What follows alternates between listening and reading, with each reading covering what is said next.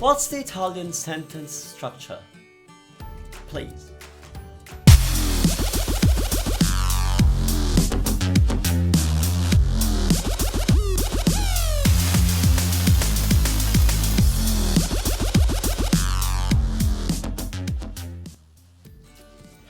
Ciao ragazzi, bentornati. Posso togliere gli occhiali perché non li uso, non mi servono. I don't need them, I don't use them. Ma allora, benvenuti a questo episodio numero 8. E abbiamo una domanda semplice che posso rispondere sicuramente in meno di 10 minuti. I can definitely answer this one in less than 10 minutes. But it's a big one. Like it's simple, but it's a really important one. And it's about sentence structure. I'll play the question in a second. But first, you know what comes? A reminder that you can download the PDF for this episode, including all the examples that I give and some explanation and exercises, and also the answers to last week's exercises. All for you, all for free, all at the website. And also that's where you get to ask your own question if while you're studying you realize that you need a little bit of help, and I'll be able to help you and explain to you in your language, which is vital for you to understand. And I'll explain to you how it works. That way you're done in 10 minutes, you get it, you move on and you start using it instead of trying to hammer your head, trying to understand it out of hearing it in Italian without an explanation. It's called efficiency. And that's the question. Enjoy. Ciao, I'm June, and I would like to ask how to construct Italian sentence like statement and simple questions. That's it. Grazie. Perfetto. Grazie mille June, grazie per la domanda. Molto interessante, e la mia risposta è questa. Here's my answer. Hold on a second. There you go. Okay, so it's not as hard as we think often. You know, trying to generalize, but that's a very effective way to learn, because you learn from what's normal and then you make a mistake with the things that are not normal, and somebody maybe explain to you why it's not normal. Anyway, Italian sentence structure is very similar to English, because both languages are a SVO language, meaning a subject, verb, object. So in a typical sentence, you would have the subject, the verb, and the object. Like in English, you say, I eat the apple, I study Italian, stuff like that, okay? So in Italian, simply, io mangio la mela. Io mangio la mela. Io is the subject, which can be omitted in Italian, but even if we don't say, it's still there, because when I say mangio, mangio means I eat. It doesn't mean eat, it means I eat. So even without the io, mangio already means I eat. So there's still a subject, which is before the verb, like io mangio la mela, and the apple is the object. So June studia italiano. June studia, he studies Italian. Again, June is the subject, studia is the verb, and italiano is the object, obviously. So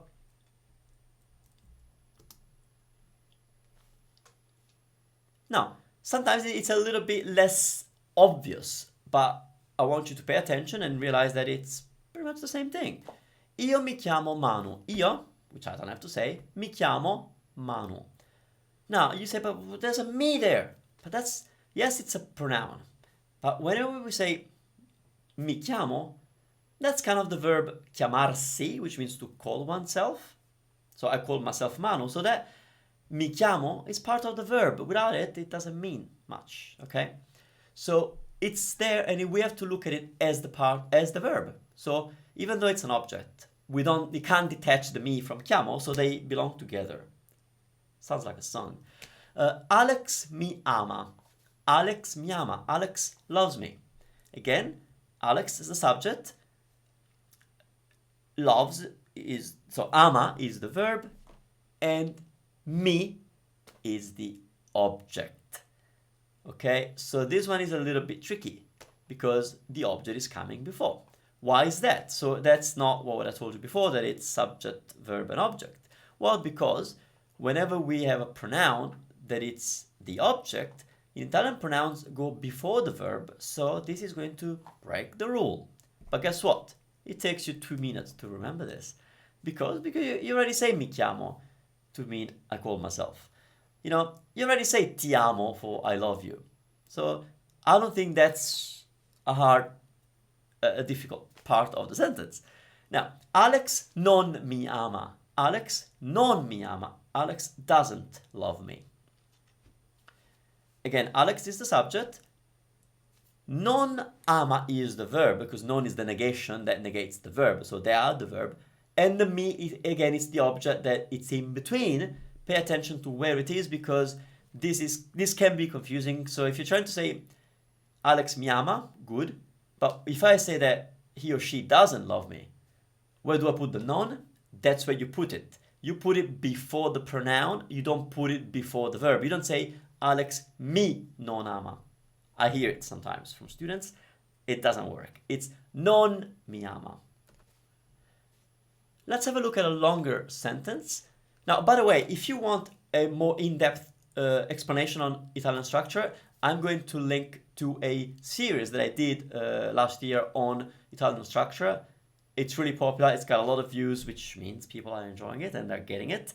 So yeah, go watch it. If you're on the website, I'll put a link on the page so you can get to that 3-part series and understand more about Italian sentence structure. But let's get back to this. Domani vado a una mostra. Sorry, domani vado a Firenze per vedere una mostra. So here we got a longer sentence. Domani vado a Firenze per vedere una mostra. Tomorrow I'm going to Florence to see an exhibition. Guess what? It's the same as English. That's why I don't want you to overthink it. Now, June, I don't think English is your native language, but if you're coming to me, it's because your English is excellent, because I do my explanations of the grammar in English. So the idea is that you pretty much go with whatever you would say in English. Most of the times it's going to work. So domani, tomorrow. Vado, I go or I'm going. A Firenze, to Florence. Per vedere, in order to see or to see. Una mostra, an exhibition. Another one, I could say it in a different way, because in Italian we can move the blocks as you can. When you watch that video, you understand what I mean. But you can move the blocks around. It's still okay. It just changes the focus of what you're saying. So, vado a Firenze per vedere una mostra domani. I've shuffled it, right? It's still correct. Vado a Firenze, I'm going to Florence, per vedere una mostra, to watch an exhibition, tomorrow. Why? Because I want to emphasize the tomorrow, maybe. When I say domani vado a Firenze per vedere una mostra, what sticks in the mind? That you're going to see an exhibition, because it's the last thing you hear. So if you say, oh, you're going to Florence on Sunday? No, I'm going to Florence on like tomorrow. So if I want you to hear the tomorrow more, I can move it to the end, right? Vado a Firenze per vedere una mostra domani, not Sunday. Yeah, you get it? Now, similar sentence. Domani vai a Firenze per vedere una mostra. Same as before, but now I've changed the subject to you. Domani, tomorrow, vai, you go, a Firenze, to Florence, per vedere, to see, una mostra, an exhibition. Same as before. Look at the next one. It's identical, but it's got a question mark at the end. We got a question. There you go. Domani vai a Firenze per vedere una mostra? Domani vai a Firenze per vedere una mostra? Tomorrow you're going to Florence to see an exhibition? You could just change the intonation. You can do that in English as well. That's not grammatically prescribed, but you can do that when you're speaking, right? In Italian, that's the way we ask the question. So, as you can see, the Italian sentence structure is most often similar to English. Of course, you have to remember that we put the pronoun before the verb. You have to remember that the adjective goes after the noun. Some things are going to be different. But overall, don't stress about where you put things, especially when Italian is very flexible where you put things. So you could put the time at the beginning or afterwards, shuffle it around. But the standard way of saying it would probably be the same as English. Finally, that's when it's different. When you have a question word, so whenever you have a question word, there's more than those ones, but quando, when, dove, where, perché, why, chi, who, quanto, how much, come, how, che cosa, or che o cosa, what, quale, which, and a few other. Okay? In that case, whenever you have a question word, Italian will do question word, verb, and then the rest, including the subject. If you need to say the subject, it will go after the verb. So, quando arriva il bus? Quando arriva il bus? In English we say when is the bus arriving, or when does the bus get here? So we put the bus first. In Italian we don't, because quando is a question word. So quando arriva, when does it arrive? When it arrives. And then we say what? The bus. Quando arriva il bus? Chi parla italiano? Chi parla italiano? Who speaks Italian? This one is the same as English, because who does the same in English. The other ones don't, but who works the same way as Italian. Quanto costa questo? How much does it cost this? So how much does this cost? But again, we're using quanto. I put the verb right afterwards. Quanto costa? La pizza. Quanto costa una birra? Quanto costa whatever, okay? Perché è triste Maria? Perché è triste Maria? Why is Maria sad? Povera Maria. Poor Maria. Perché è triste Maria? I know that as an English speaker, you might be tempted to say, perché è Maria triste? When is Maria sad? Or why is Maria sad? It doesn't work that way in Italian. Question word wants the verb right after. Just remember that. There you go. Perché è triste? Why is she sad? Because, let's do this, and that's the last thing I say. Let's leave Maria out. If I say perché è triste in Italian, we already have a subject. The subject of è is either he or she. It's implied, but it's there. The problem is that when an Italian hears perché è triste, is grammatically correct, because it's the prescribed way of making a question or asking a question, but the listener has an idea of who you're talking about, so you have to add that information. So you add it at the end. Logical for me. Perché è triste Maria? Why is Maria sad? Ok? Perfetto. Spero che questo episodio sia stato utile. I hope this episode was useful, and I've used the subjunctive. Go back to episode 6, I think, to revise what the subjunctive is. And ci vediamo la prossima volta. Do not forget to download the PDF. If you're already on italymadeeasy.com, then it's right underneath the video. Otherwise, go there and get it. It's free.